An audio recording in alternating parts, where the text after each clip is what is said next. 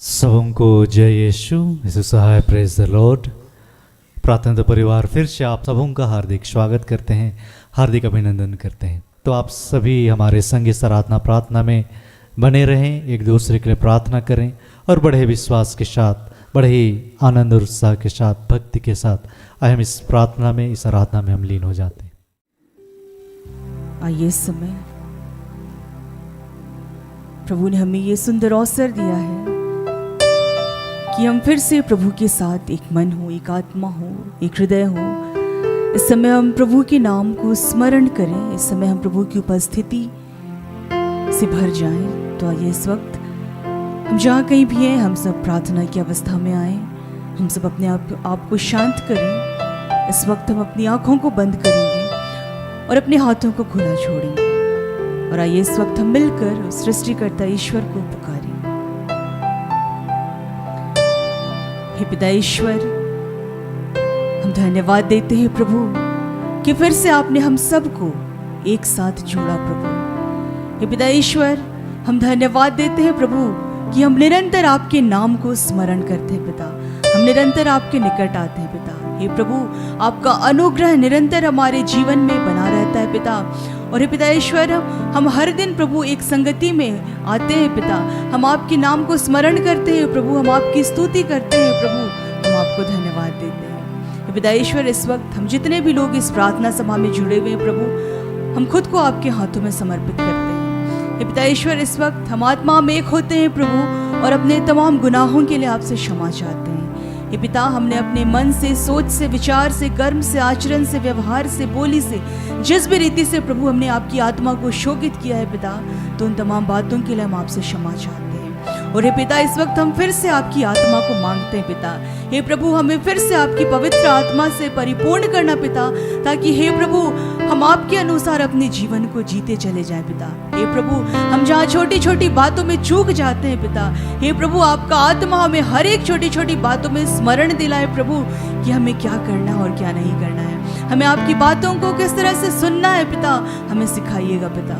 हे पिता ईश्वर, आपने हम सबको चुना है प्रभु कि हम निरंतर आपकी महिमा करें, निरंतर आपकी स्तुति करें, निरंतर हम आनंदित रहें, निरंतर हम आपकी शांति को महसूस करें। तो हे पिता, आज हम सबको ऐसी शक्ति, ऐसा सामर्थ्य, ऐसा बल देना पिता, ताकि हम दुनियावी तमाम चिंताओं को छोड़कर हम सिर्फ और सिर्फ आप में आनंद मना सके प्रभु। हे पिता, आज हमारी आत्मा को शांत करना प्रभु, आज हमारे हृदय को, मन को शांत करना पिता, ताकि हम अपनी हर एक चिंताओं को आपको समर्पित कर पाए पिता। और हे पिता ईश्वर, हम निरंतर आपके विश्वास में उन्नत होते चले जाए। हे पिता, आज हमारे विश्वास को दृढ़ करना पिता। हे पिता ईश्वर, आज हम जीवन की परिस्थितियों से थकते हैं, हारते हैं पिता, तरह तरह के विचार हमारे मन में उठते हैं पिता कि आने वाला समय हमारा कैसा होगा, लेकिन हे प्रभु आपने हमारे हाथों को थाम लिया है पिता। हे प्रभु, हमें अपने भविष्य की चिंता करने की आवश्यकता नहीं है प्रभु, आपने निरंतर हमें संभाला है प्रभु, आपने निरंतर हमसे प्रेम किया है प्रभु। हे पिता, हम सब आपकी दृष्टि में अनमोल है पिता, हम सब आपके लिए बहुमूल्य है। तो हे पिता, आज हम सबको इस चिंता से आज़ाद करना प्रभु कि हमारे आने वाला कल कैसा होगा। हे पिता ईश्वर, हम धन्यवाद देते हैं प्रभु कि आपने हम सब के जीवन को अद्भुत ढंग से आशीषित किया है पिता। हे प्रभु, माँ के गर्भ से लेकर अब तक आपने हम सब को संभाले रखा है पिता। और हाँ प्रभु, हम विश्वास करते हैं पिता कि जीवन के अंत तक आप हमें संभालेंगे पिता, आप हमारी तमाम ज़रूरतों को पूर्ण करेंगे, आप ही हमें बढ़ाएंगे पिता। हम आपको धन्यवाद देते हैं। हे पिता ईश्वर, हम हर एक बातों को आपके हाथों में समर्पित करते हैं पिता, इस जगह को हम आपके हाथों में समर्पित करते हैं प्रभु। जितने भी लोग इस प्रार्थना सभा में जुड़े हुए हैं, हर एक को आपके हाथों में समर्पित करते हैं पिता, कि जितनों भी जिन भी प्रार्थनाओं को लेकर आज यहाँ आया हुआ है प्रभु, चाहे वो किसी भी रोग से ग्रस्त हो प्रभु, जो अपनी नौकरी के लिए प्रार्थना चाहते हैं प्रभु, जो अपनी बीमारी के लिए प्रार्थना चाहते हैं प्रभु, जो अपनी आर्थिक तंगी को लेकर प्रार्थना चाहते हैं प्रभु, जो भी लोग जिस भी प्रार्थनाओं को लेकर आज आपके निकट आए हैं प्रभु, उनकी तमाम प्रार्थनाओं को आपने अपने स्वर्ग के राज्य में ग्रहण किया है पिता। हम आपको धन्यवाद देते हैं। पिता ईश्वर, हर एक बातों को आपके हाथों में समर्पित करते हैं पिता। इस प्रार्थना को हम आपके बेटे उद्धारकर्ता यीशु मसीह के नाम से मांग लेते हैं। दया से सुनिए और स्वर्ग के राज्य में ग्रहण कीजिए। आमीन। आइए हम आज के दिन के लिए फिर से पिता ईश्वर को धन्यवाद देंगे कि प्रभु ने आज हमारे जीवन में बहुत सारे चिन्ह चमत्कार, बहुत सारे उपकार, बहुत सारी आशीष देकर रखे। उन तमाम आशीषों के लिए, उन तमाम वरदानों के लिए आज हम फिर से पिता ईश्वर का धन्यवाद करते हुए इस गीत को गाएंगे।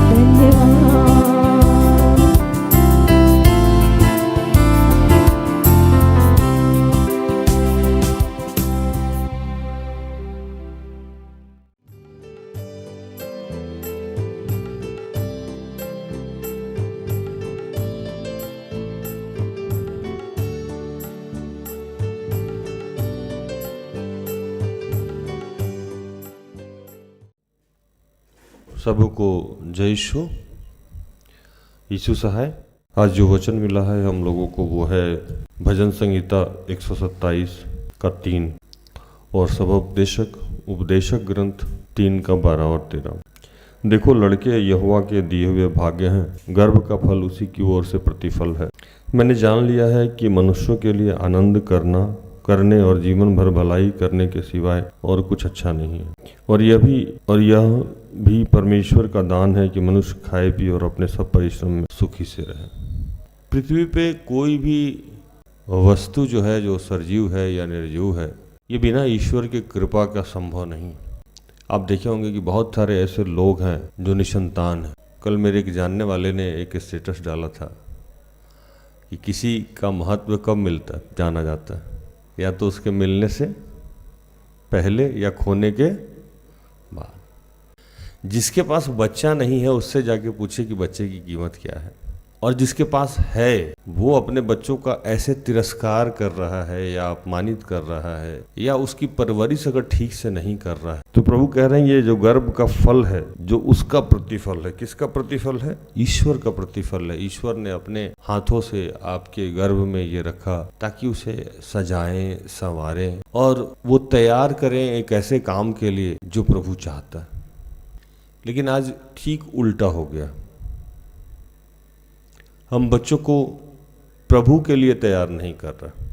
हम बचपन से ही उसे एक ही चीज़ उसके दिमाग में डालते हैं, पढ़ाई करो, पढ़ाई करो, पढ़ाई करो, पढ़ाई करो, आदमी बनना।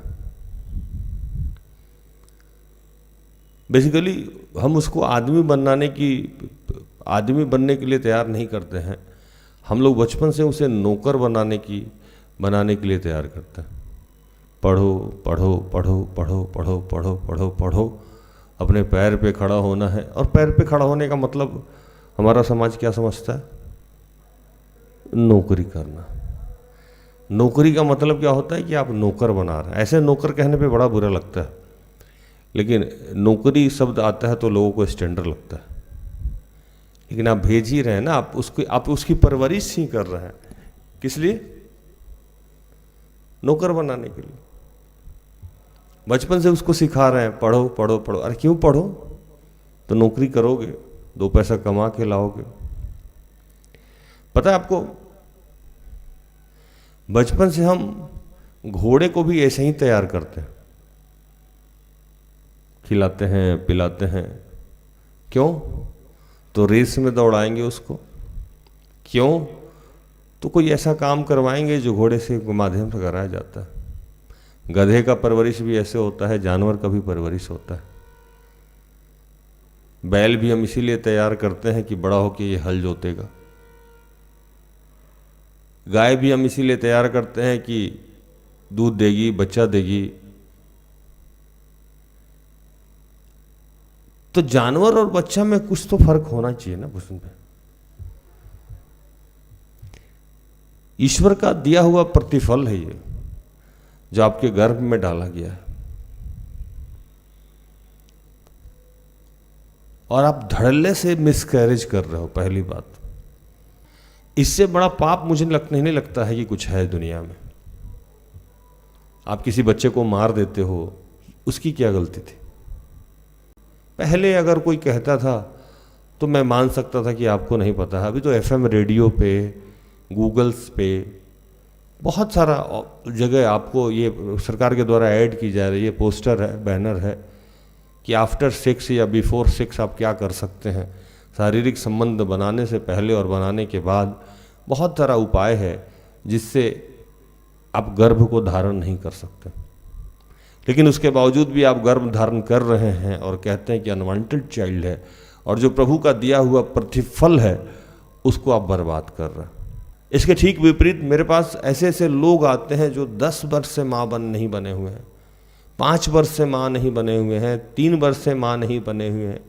समाज में तिरस्कार हो रहा है उस महिला का कि वो गर्भ धारण नहीं कर रही है। उस महिला को समाज में अभागन के रूप में देखा जाता है, भाग्यशाली नहीं माना जाता है। किसी शुभ काम में जो महिला गर्भ धारण नहीं की हुई है उसको बैठाने से और बुलाने से लोग मना करता है कि अशुभ महिला है। तो पहले तो जितने लोग इस काम को करते हैं वो आज से ही बंद कर दें। दूसरी बात कि अगर आप गर्भ धारण कर लिए हैं तो कृपया उस बच्चे को मारे नहीं, क्योंकि ये महापाप है और ये हत्या के श्रेणी में ही आता है। गर्भ में बच्चा मारने का इतना बड़ा पाप कि मैं जब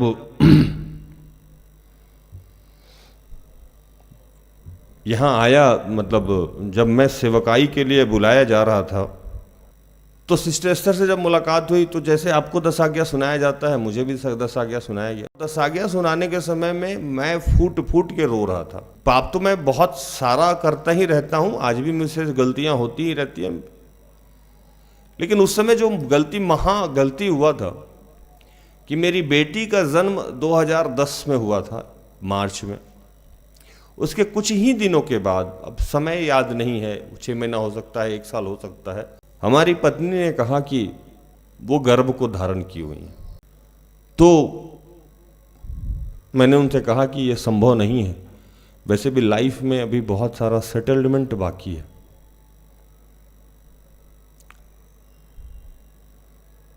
तो मैं यहाँ, मेरी एक आदरणीय डॉक्टर हैं आंटी, उनके पास मैंने ले गया। मैंने कहा कि आप मेडिसिन वगैरह खिला दीजिए। तो वो हमको बड़ा प्यार से समझाएं कि राज ये गलत है, जो बच्चा आ रहा है उसको आने दो। मेरे माँ बाप ने भी मुझे समझाया कि बाबू ये ठीक नहीं है। जैसे आजकल लोग सोचते हैं कि मैं बच्चा पालता हूँ, मैं घर चलाता हूँ, उस समय मैं भी इसी तरीक़े से पागल था। मुझे लगा कि इस बच्चे की परवरिश मुझे करनी है, तो मेरे पास उतना पैसा नहीं है कि इस बच्चे की मैं परवरिश कर पाऊँगा, या जैसा लाइफ मैं चाहता हूँ कि मेरे बच्चे जिएं, वैसा लाइफ मैं इसको नहीं दे पाऊँगा। उससे बेहतर है कि ये ना आए। लाख सब कोई समझाता रहा, डॉक्टर भी समझाई कि कोई फर्क नहीं पड़ता है, एक के साथ 2 पल जाएगा, बढ़ जाएगा, ये गलत है। और मैं नहीं माना। मैं मेडिसिन खिला दिया अपनी पत्नी को, क्योंकि 1 मंथ का बच्चा ही था। 1 मंथ का तो बच्चा क्या, ब्लड ही होता है। तो मैंने उनको समझाया, घर वाले समझाए भी कि ऐसे नहीं करो। तो मैं सबको ये बोलता रहा कि ये तो क्या है, अभी तो मांस भी नहीं हुआ है, ये तो ब्लड ही है। ब्लड को डिस्ट्रॉय करने में क्या है, और कोई नुकसान भी नहीं होगा। रहता कि 2 मंथ का रहता, 3 मंथ का रहता, 4 मंथ का रहता, तो पत्नी के भी शरीर को नुकसान होता। ये तो 1 मंथ का है, इसमें क्या समस्या है? और इसमें क्या आत्मा या क्या हत्या? मैं मतलब सारे चीज़ों को, जैसे मैं कहता हूं कि जब नाश मनुष्य पे आता है पहले विवेक मर जाता है। मेरा विवेक मर गया था उस समय। मैं अपने आप को बहुत ज्ञानी पंडित समझ लिया और ये महापाप मेरे से हुआ। वो बच्चा को दवा खिलाया गया, 1 मंथ का था, दवा खिला के मिसकैरेज करा दिया गया। तो पहला जो पाप हम लोग करते हैं कि बच्चे को गर्भ में ही मार देते हैं। ये बहुत कष्टदायक काम है और कृपया इसे ना करें, क्योंकि इसके माध्यम से प्रभु आपके पूरे सिस्टम को हिला देगा। जैसे मेरे घर को हिलाया, मेरा गाड़ी एक्सीडेंट हुआ, बहुत सारी घटनाएं मेरे जीवन में घटी, और फिर जब मैं इस बात के लिए क्षमा मांगा तो वो सारी चीज़ें मेरे जीवन से ठीक होने लगी। सारी चीज़ें वो जीवन से मेरे ठीक होने लगी, और प्रभु का आशीष, प्रभु का अनुग्रह, एक सुरक्षा कवच तोड़ने का ये बहुत बड़ा जरिया है। दूसरा, किसी बच्चे की परवरिश आप नहीं करते हैं, है ना? प्रभु खिलाता है। प्रभु जिसे पृथ्वी पे लाता है उसे खिलाता है, पालता है। ये समझा तब तक मैंने अपने के बच्चों को खो दिया। तीसरा, जो बच्चों की आप परवरिश कर रहे हैं वो क्यों कर रहे हैं ये जानना बड़ा जरूरी है। जो प्रचार को मैंने शुरू किया, लेकिन पवित्र आत्मा मुझे कहीं और लेके चला गया। परवरिश ऐसे करें उस बच्चे का कि वो समाज के काम आए, प्रभु के काम आए, क्योंकि गर्भ का फल प्रभु का प्रतिफल है, तो वो प्रभु के काम आना ज्यादा जरूरी है। जिसका प्रतिफल है उसका स्वरूप भी तो होना चाहिए, उसके रंग रूप में तो वो बढ़ना चाहिए। हम माँ बाप उसको प्रभु से खुद ही दूर कर रहे हैं बचपन से, उसको प्रभु के करीब आने ही नहीं दे रहे हैं। प्रभु की शिक्षाओं से दूर, प्रभु के ज्ञान से दूर, प्रभु के संगति से दूर, एडवांस कल्चर, एडवांस बातें, नई टेक्नोलॉजी, नई शिक्षा, इस सब में डाल रहे हैं बच्चों को, और अनजाने में हम उसको ईश्वर से दूर कर दे रहे हैं। उसका बुरा असर यह हो रहा है कि जब वो फल अपने ही पेड़ के काम नहीं रहा तो वो आपके किस काम कर रहा। जैसे माँ बाप बीमार हो गए, बच्चे सुन नहीं रहे, बच्चे पढ़ लिख लिए, बाहर जाके सेटल हो गए, तो हम लोग अनजाने में क्या कर दे रहे हैं कि जो प्रतिफल है, जो पेड़ है, जिसका फल है, जिस पेड़ से आया है, ईश्वर का जो फल आया है, ईश्वर के बारे में हमको बचपन में ही बताना था, सबसे पहले बताना था। वो बातें ना हमने कभी अपने बच्चों को बताई, ना कभी सिखाई, ना उसके लिए कभी डांटा, ना मारा। उसको सिखाया क्या? किताबी बातें। उसको सिखाया क्या? टेलीविजन की बातें। उसको सिखाया क्या? मेकअप कैसे करना है। उसको सिखाया क्या? समाज में कैसे लड़ना है। ये सारी चीजें उसको सिखा दिया, लेकिन उसकी सृष्टि कहां से हुई है, वो कहां से आया है, उसके अंदर सोल किसका है, इस बारे में हमने कभी बात ही नहीं की। और हमें लगा कि हम बहुत अच्छा कर रहे हैं, लेकिन हम भुगतते कब है? सारी शिक्षाएं जब हमने उसको दे दी, और अब जब बारी आई, जब हमारा बुढ़ापा आया और हम चाह रहे हैं कि वो हमारी ओर लौटे, कैसे लौटेगा? तो वो तमाम घरों में आज सबसे ज्यादा परेशानियां हैं जिस घर में बचपन से ही ईश्वर की शिक्षा और आदेश अपने बच्चों को नहीं दिया जा रहा है। और विशेषकर क्रिश्चियन धर्म के बारे में मैं एक बात बताऊं कि क्रिश्चियन धर्म में लोग ईश्वर के बारे में अपने बच्चों को नहीं बताते हैं। आप रीति रिवाज परंपरा के बारे में बता रहे हैं, आप ईश्वर और यीशु के बारे में नहीं बता रहे हैं। वो सब कुछ जो संसारिक है आप उसे सिखा रहे हैं। आपने कभी भी नहीं सिखाया उसे कि यीशु का क्या स्वभाव था, यीशु अपने माता के साथ कैसे रहते थे, यीशु अपने पिता के साथ कैसे रहते थे, यीशु अपने दोस्तों के साथ कैसे रहते थे, यीशु अपने दुश्मनों के साथ क्या करते थे। ये तो आपने सिखाया ही नहीं उसे। सिखाया भी तो रीति रिवाज परंपरा, चर्च की बातें, मंदिर की बातें, मस्जिद की बातें, ये सिखा दिया आपने। लेकिन ईश्वरीय गुण क्या है जो बाइबल में लिखा है, उसको तो कभी आपने सिखाया ही नहीं। और जब बच्चे 9th में जा रहे हैं, 10th में जा रहे हैं, अब वो आपको सुन ही नहीं रहा, आप बौखलाते हैं, राज मैं इसका क्या करूं, एस्तर दी मैं इसका क्या करूं। जो बीज आपने रोप दिया है वो अब तो भुगत लीजिए।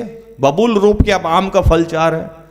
सारी शिक्षाएं आपने गलत दे दी उसको, और सोच रहे हैं कि यह संस्कार इसका बिगड़ क्यों रहा है। बिगाड़ा तो आप ही ने उसको। अगर बचपन में ही ईश्वरीय शिक्षा डाल देते, ईश्वरीय इच्छा डाल देते, तो आपके जीवन की आज समस्या खत्म हो जाती है। क्योंकि जो बच्चे ईश्वर का भय मानते हैं, जो बच्चे ईश्वरीय की शिक्षा और इच्छा पे चलते हैं, वो कभी भी अपने माँ बाप का तिरस्कार नहीं करते। तो दूसरा जो आप शिक्षा दे रहे हैं, आज आपके जो छोटे छोटे बच्चे हैं ना, उस पे काम करना शुरू कर दीजिए। सबसे पहले उसको ईश्वर के बारे में बताइए। अगला वचन जो कहता है, जो मैंने समझ पा रहा था कि ये वचन क्यों दिया गया है, अभी जाके समझ में आया। अगला वचन जो कह रहा है, मैं जान लिया हूं कि मनुष्यों के लिए आनंद करने और जीवन भर भलाई करने के सिवाय और कुछ भी अच्छा नहीं है, और यह भी कि परमेश्वर का दान है कि मनुष्य खाए पिए अपने परिश्रम से सुख में रहे।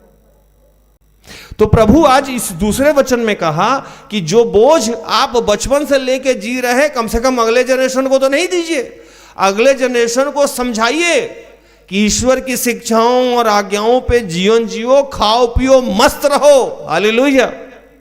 और सुलेमान जब इस सबोपदेशक ग्रंथ को पढ़िएगा तो वो लिखता है कि मैंने सब कुछ करके देख लिया, है ना, सब कुछ करके देख लिया और मुझे क्या लगा कि कुछ भी नहीं, खाइए पीजिए और मस्ती से रहिए। बाकी किसी भी चक्कर में अगर आप पड़े हुए हैं तो आप हवा को पकड़ रहे हैं। एक जगह पढ़िए, 11 पढ़िए, सबोपदेशक 2:11।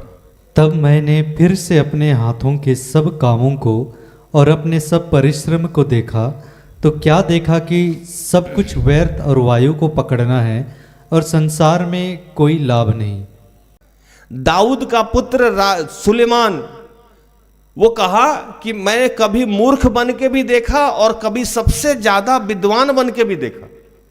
मैंने देखा कि दोनों में कोई लाभ है नहीं, दोनों का तो एक ही उपाय है। मूर्ख को भी भुला दिया जाएगा और मुझे भी भुला दिया जाएगा, किसको याद रखा जाए। सुलेमान यह समझाने का कोशिश कर रहा है कि खाओ पियो मस्ती करो, टेंशन नहीं लेने का और देने का भी नहीं। और आपको एक बात जान के निश्चिंत रहिए कि बाइबल कहता है कि सब कुछ के लिए अपना एक समय है, उसके पहले कुछ होगा नहीं, है ना, कुछ भी नहीं होगा। ये बात आप जानिए। अगर आपके माध्यम से घर नहीं लिखा हुआ है तो नहीं हुआ, अगर लिखा हुआ है तो उपयुक्त समय पे हो जाएगा। आपके गरीब रहने का भी एक समय है और अमीर बनने का भी एक समय है। मेरा एक समय था कि मैं पेट्रोल नहीं भरवा पा रहा था, समोसा खाने के लिए मुझे सोचना पड़ता था, रसगुल्ला खाने के लिए मुझे सोचना पड़ता था। जब मेरे पास रिचार्ज भराने के लिए पैसा नहीं था, जूता खरीदने के लिए पैसा नहीं था, वो भी समय बहुत अच्छा था, उसको बुरा नहीं कहा जा सकता है। और ये भी समय अच्छा है जब जूता का लाइन लगा हुआ है, जब एक ही कपड़ा धुल के पहनते थे तब भी ऐसे ही रहते थे, जब आज कबर्ड भरा हुआ है सोचते हैं क्या पहने तब भी अच्छा है। क्योंकि कभी भी किसी चीज को आप बुरा कहते हैं तो इसके मतलब है कि आप अपने सृष्टिकर्ता पे उंगली उठाते हैं, पहला नियम तोड़ते हैं। और ये मत कहिए कि ये बुरा है, क्योंकि जब जो है वो अच्छे के लिए है। अगर उस समय वो सारी बातें नहीं हुई रहती तो आज राज नहीं होता।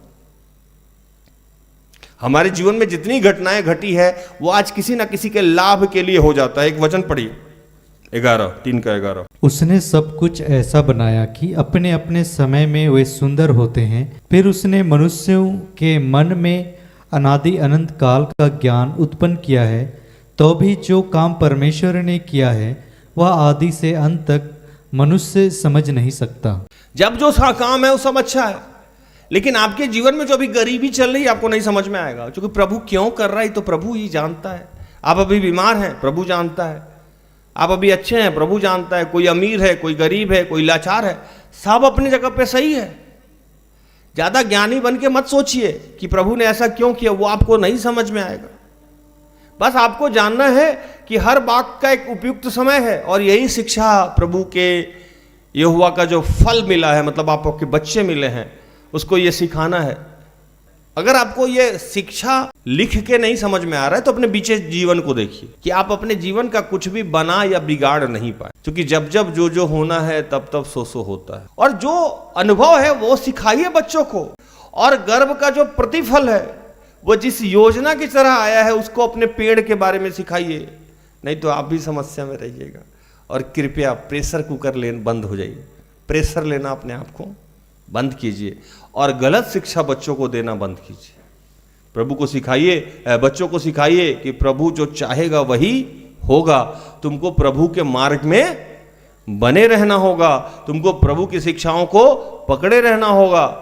तुम प्रभु के मार्ग में बने रहोगे, प्रभु जो करेगा तुम्हारे जीवन में अच्छा करेगा। ये करिएगा तो बच्चे भी फलवंत होंगे, प्रभु भी खुश होगा, और आपके भी जीवन में बच्चों से मान सम्मान मिलेगा, और आपके जीवन में भी कोई घटी नहीं होगी। तो प्रभु इन सारे वचनों से आप सबको और मुझे भी आशीषित करे, आमीन। आइए हम आखिरी प्रार्थना में।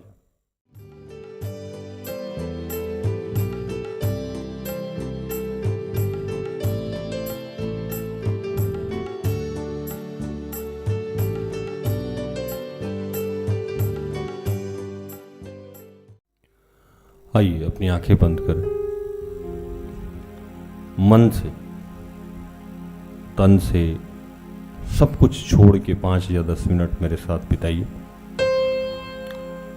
प्रभु को याद करिए।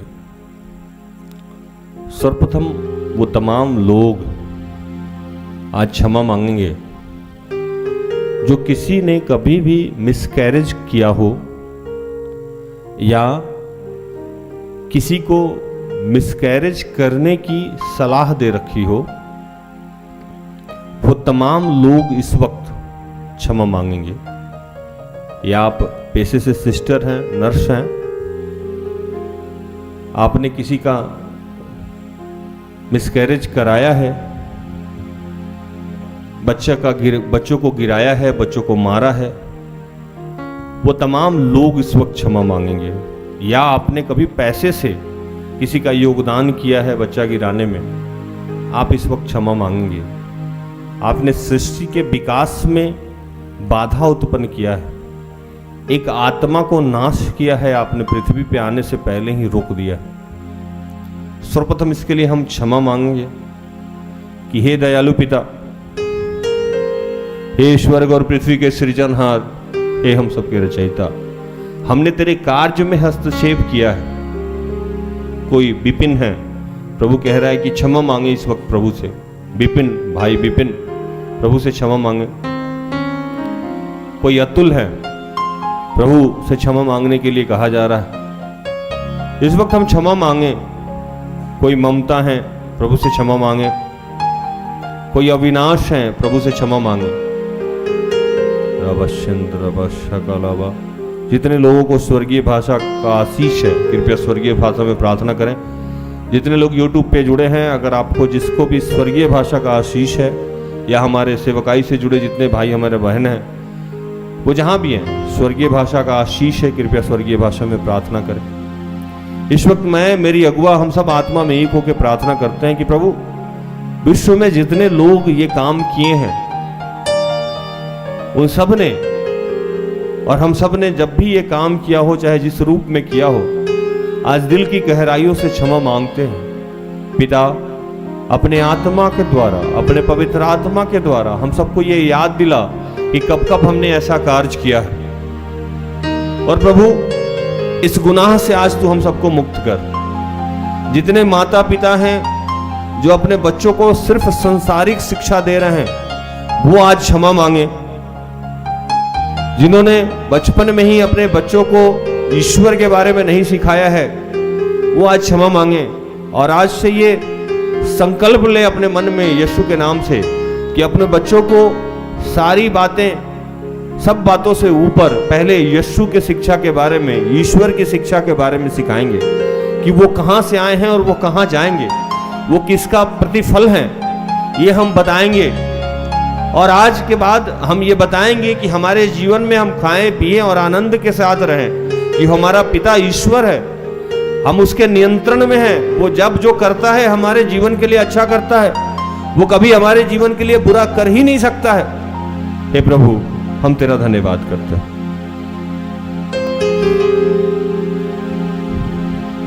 निश्चय भलाई और करुणा जीवन भर साथ सदा।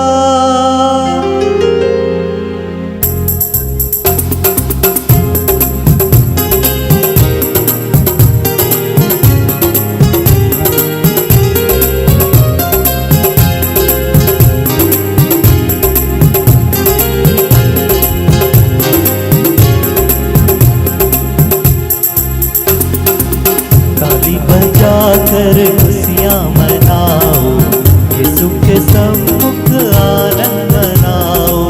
ताली बजाकर खुशियाँ मनाओ, यीशु के सम्मुख आनंद मनाओ। ताली बजाकर खुशियाँ मनाओ, यीशु के सम्मुख आनंद मनाओ। ताली बजाकर खुशियाँ मनाओ, यीशु के सम्मुख आनंद मनाओ। आनंद मनाओ, आनंद मनाओ, सब दुख भूल कर आनंद मनाओ। आनंद मनाओ, आनंद मनाओ, सब दुख भूल कर आनंद मनाओ। मैं प्रार्थना करता हूँ देश के प्रधानमंत्री, राष्ट्रपति, हमारे आदरणीय मुख्यमंत्री, राज्यपाल के लिए जितने माननीय सांसदगण हैं, मंत्रीगण हैं, जितने सरकारी और गैर सरकारी कर्मचारी हैं, प्रोफेसर हैं, टीचर हैं, डॉक्टर हैं, इंजीनियर हैं, यूपीएससी डीएम हैं, कलेक्टर हैं, आईएएस हैं, बैंकर हैं, उन सब के लिए प्रार्थना करता हूँ। वकील के लिए प्रार्थना, मजदूर और भाई बहन के लिए प्रार्थना करता हूँ। जितने लोग यात्रा में हैं, यात्रा में जाने वाले हैं, उन सब के लिए प्रार्थना करता हूँ। प्रभु, हम तेरा धन्यवाद करते हैं कि आज की रात तू बहुत सारे लोगों के जीवन को बदला है। बहुत सारे लोग इन दिनों नकारात्मक शक्ति से मुक्त किए गए हैं। बहुत सारे लोग जिनको घर की समस्या थी, प्रभु घर दे रहा है। आप धन्यवाद करें। और आज बहुत सारे बहनों ने गर्भ को धारण किया है। धन्यवाद करते हैं पिता, बहुत सारी बीमारियां समाप्त की है। प्रभु धन्यवाद करते हैं, सारे कार्यक्रम पे आपका आशीष रहा और आने वाले समय को, आने वाले पल को तेरे हाथों में समर्पित करते हुए इन तमाम प्रार्थना को प्रभु यीशु के जीवित और पवित्र नाम से मांगते हैं। दया से सुन और स्वर्ग के राज में ग्रहण कर, आमीन। तो धन्यवाद, प्रभु आशीष दे। आशा करते हैं कि आज की प्रार्थना से, आराधना से, वचनों की उद्घोषणा से प्रभु ने आप सबको स्पर्श किया होगा। जय यीशु, यीशु सहाय। Praise the Lord. Good bye.